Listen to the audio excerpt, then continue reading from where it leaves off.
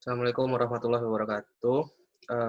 Di sini kami dari kelompok 4 akan mempresentasikan tentang understanding the cost and benefits of online marketing communication.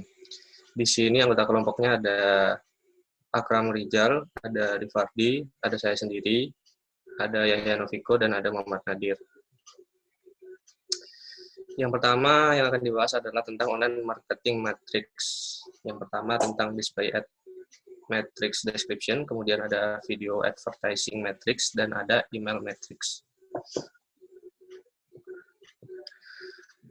Display ad matrix description. Yang pertama ada impressions, yaitu frekuensi iklan ditayangkan. Kemudian ada CTR, click-through rate, yaitu persentase frekuensi iklan diklik. Kemudian ada VTR atau view-through rate, yaitu persentase frekuensi iklan tidak segera diklik tetapi situs web dikunjungi dalam 30 hari. Kemudian ada hits, jumlah permintaan HTTP. Kemudian ada page views atau jumlah halaman yang dilihat. Ada viewability rate, yaitu persentase iklan benar-benar dilihat secara online. Kemudian ada unique visitors, jumlah pengunjung unik dalam satu periode. Ada loyalty, ini pengukuran berbagai cara sejumlah tampilan halaman. Kemudian ada reach, persentase pengunjung situs web yang merupakan pembeli potensial. Kemudian resensi, waktu yang berlalu sejak tindakan terakhir yang dilakukan oleh pembeli, seperti kunjungan situs web atau pembelian. Kemudian ada stickiness atau rata-rata lama tinggal di situs web. Kemudian ada acquisition rate, yaitu persentase pengunjung yang menunjukkan minat pada produk situs web dengan mendaftar atau mengunjungi halaman produk. Kemudian ada conversion rate, yaitu persentase pengunjung yang menjadi pelanggan. Ada browse to buy ratio, yaitu rasio item yang dibeli dengan tampilan produk. Dan ada view to chart ratio atau rasio klik tambahkan ke keranjang. Kemudian ada cart conversion rate, yaitu rasio pesanan yang sebenarnya terhadap klik tambahkan ke keranjang. Kemudian ada checkout conversion rate atau rasio pesanan aktual hingga pembayaran dimulai. Kemudian ada abandonment rate, yaitu persentase pembeli yang memulai pembelian keranjang belanja, tetapi kemudian meninggalkan situs web tanpa menyelesaikan pembelian serupa dengan di atas. Kemudian ada retention rate, persentase pelanggan lama yang terus membeli secara teratur, serupa dengan loyalitas. Kemudian ada attrition rate, yaitu persentase pelanggan yang tidak kembali selama tahun berikutnya setelah pembelian awal. Selanjutnya ada video advertising matrix, ada 3, yaitu view time, berapa lama iklan benar-benar terlihat saat diputar. Terus ada completion rate, seberapa banyak penonton yang menonton video sampai selesai. Dan skip rate, seberapa banyak penonton yang melewatkan video tersebut. Kemudian email matrix ada 6, ada open rate, persentase penerima email membuka email dan melihat pesan. Kemudian ada delivery rate, persentase penerima email yang menerima email. Ada click-through rate, persentase penerima yang mengklik penawaran. Ada bounce back rate, yaitu persentase email yang tidak dapat dikirim. Unsubscribe rate, yaitu persentase penerima yang berhenti berlangganan. Ada conversion rate, atau persentase penerima yang benar-benar membeli. Nah, selanjutnya adalah mengenai seberapa baik online advertising bekerja. Secara umum, online advertising lebih diminati daripada traditional advertising, dikarenakan salah satu perkembangan search engine yang mana menjadi media yang mudah untuk melakukan pemasaran yang mana dianggap hemat biaya. Namun, dalam melakukan pengiklanan online memiliki kendala dalam menghitung return of investment-nya. Apalagi dengan melibatkan banyak platform yang mana tiap platform itu memiliki kecenderungannya masing-masing dalam untuk penggunanya dalam menggunakan platform tersebut. Nah, ini adalah tabel mengenai click-through rates untuk berbagai jenis pemasaran alat komunikasi. Ini adalah yang pertama ada banner ads, click-through rate-nya sekitar 0,03% sampai 0,25%.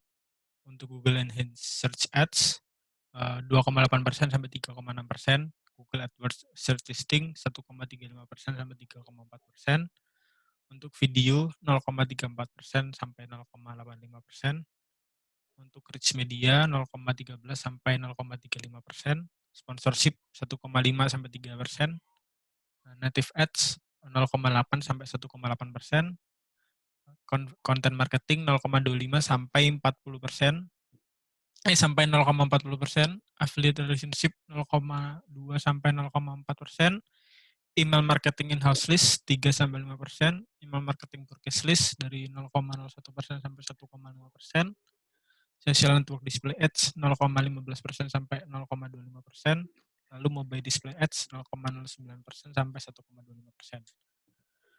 Nah, sebuah studi dilakukan untuk mengenai dampak komparatif pemasaran offline dan online, yang mana dari studi tersebut menyimpulkan bahwa kampanye pemasaran yang paling kuat, yang paling efektif adalah menggunakan keduanya, yaitu berbagai bentuk pemasaran itu digunakan termasuk online maupun offline berbentuk katalog, televisi, radio, surat kabar, dan retail.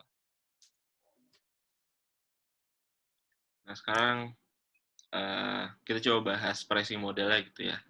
Pada masa-masa awal e-commerce, beberapa situs daring menghabiskan sebanyak $400 untuk pemasaran dan periklanan untuk mendapatkan satu pelanggan. Biar rata-rata sebenarnya nggak pernah setinggi itu. Salah satu kelebihan dari online marketing adalah penjualan online itu langsung berkorelasi terhadap usaha pemasaran online-nya. Next. Nah, salah satu cara untuk mengukur efektivitas online marketing adalah dengan melihat rasio terhadap pendapatan dibagi dengan biaya kampanye. Nah, ini macam-macam pricing model untuk online advertisement ya. Di sini ada CPM, CPC, CPL, CPA. Kalau CPM dia dibayar per 1.000 unit lot. Kalau CPC advertiser membayar sebanyak per klik. Kalau cost per lead berarti dibayar per lead. Kalau cost per action berarti dibayar per action. Misalnya berapa jumlah register atau berapa jumlah purchasing. Nah, kalau hybrid menggunakan 2 atau lebih model sebelumnya di atas. Terus kalau sponsorship, nah berarti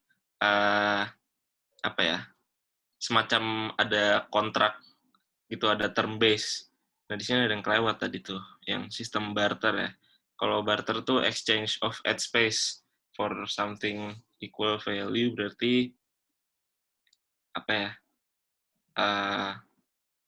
mungkin biasanya yang di portal berita gitu ya, mereka tukeran gitu biar tukeran ad space biar dapat sama-sama dapat lead.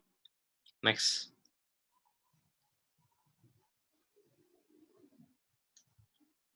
Nah, ini perbandingannya sama dari tradisional advertising dan online advertising. Di sini kan kita bisa lihat harganya, kalau yang lokal television sekitar 1.500 sampai 15.000. Nah, sedangkan kalau online advertising gila-gilaan gitu kan, banner ads paling 5 sampai $10 buat produksinya. Terus itu udah bisa dipakai buat sampai 1.000 impression gitu. Kalau email sampai 1.000 target email itu cuma butuh 5 sampai $15 gitu. Nah, sebagai contoh, pada tahun 2016 rata-rata waktu iklan siaran TV selama 30 detik pada waktu prime time itu sebesar $112.000. Nah, menurut Nielsen, iklan semacam itu punya CPM rata-rata $24,76. Di mana iklan panduk maksudnya banner gitu ya, itu sebenarnya biaya produksinya sekitar 5 sampai $10 per 1.000 tayangan, per 1.000 impression. Next. Lalu analisis pemasaran software untuk mengukur hasil pemasaran secara online. Proses dari pembeli menjadi pelanggan sendiri dibagi menjadi 5 tahap. Yang pertama, awareness inbound, lalu ke engagement, lalu ke interaction, ke purchase, dan yang terakhir menjadi post-purchase service loyalty. Selanjutnya. Next.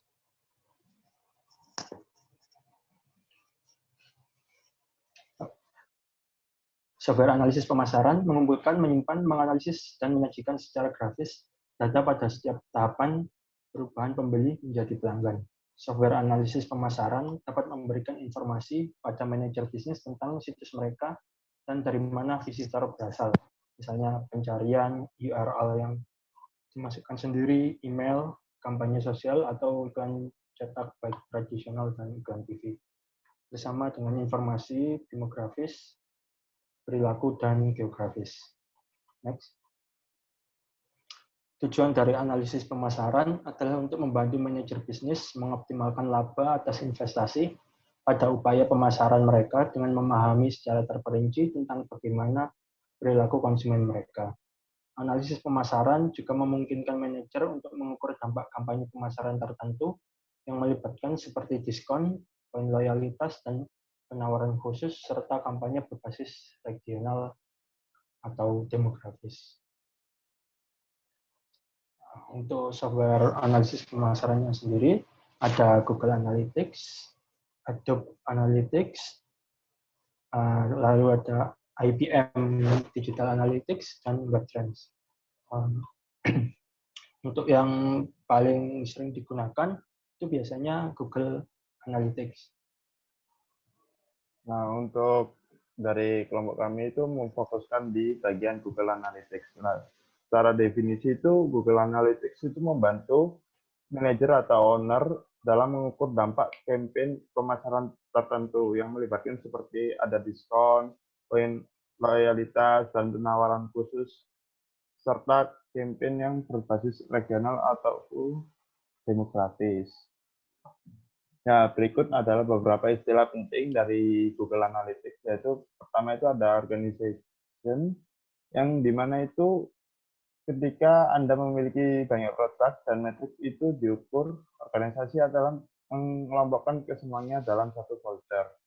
Nah, Anda lewat organization ini, Anda bisa menggunakan beberapa layanan Google sekaligus seperti Analytics, Text Manager, dan Optimize.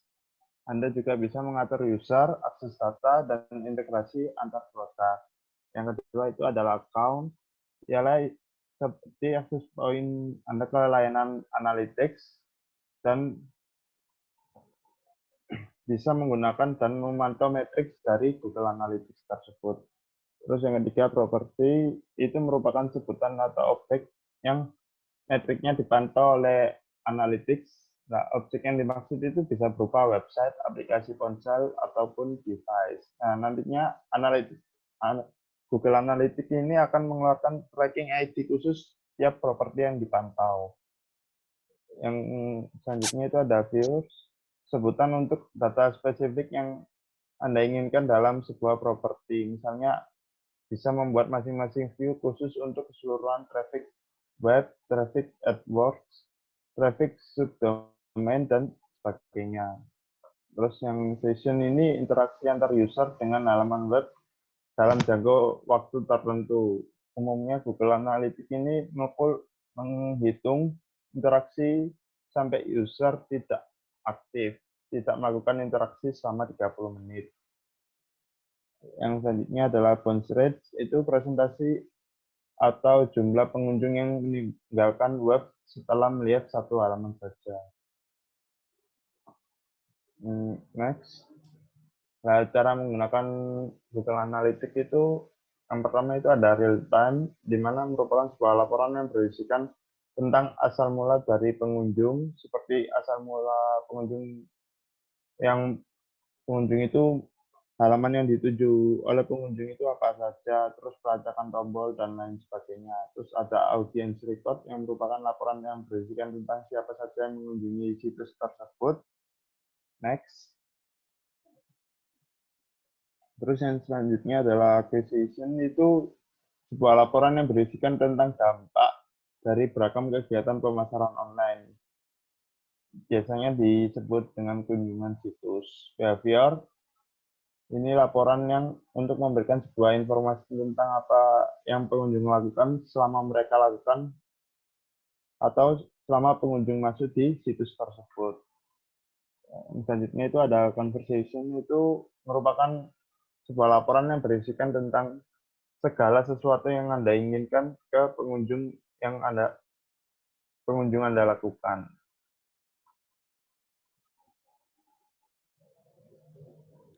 Sekian presentasi dari kelompok kami. Kurang lebihnya mohon maaf. Wassalamualaikum warahmatullahi wabarakatuh.